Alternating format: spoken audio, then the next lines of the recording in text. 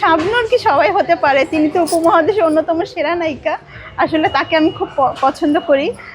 আমি এখনো শাবনূর সালমান শাহর গান দেখি, তোমাকে চাই, শুধু তোমাকে চাই, আনন্দ অশ্রু, এবং প্রতিটা সিনেমা আমি আবারও দেখি, এবং আনন্দ অশ্রু আমার সবচেয়ে প্রিয় সিনেমা। শাবনূরের অভিনয় দোলা চরিত্রে এবং খসরুতে সালমান শাহর অভিনয় আমাকে এখনো ভাবায় যে তাদের মতো একটা কাজ যদি করতে পারতাম আমি কখনো। মোল্লাবাড়ির বউ একটা ডায়লগ আমার খুব মনে আছে, যে এই প্রেমের মাঠ এখন মডার্নের হয়েছে, একসাথে অনেক মানুষের ভালোবাসা দৌড়াদৌড়ি করন যায়, প্রেমের মাঠ মডার্ন হওয়া, যে মোল্লাবাড়ির বউ, এই ডায়লগটা আমার খুব প্রিয়।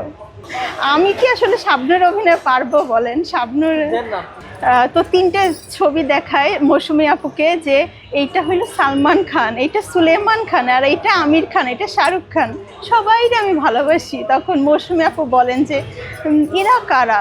তখন বলে সবাইকে আমি ভালোবাসি। তাহলে বললো চেয়ারম্যানের পোলারে তুমি?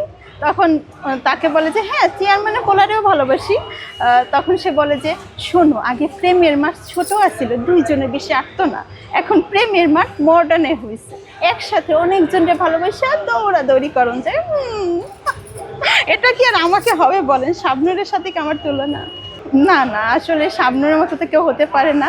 তবে স্বপ্ন দেখি আমার প্রিয় নায়িকা শাবনূরের মতো অভিনয় করার, একদিন বড় পর্দায় নায়িকা হওয়ার, এতটুকুই বলতে পারি।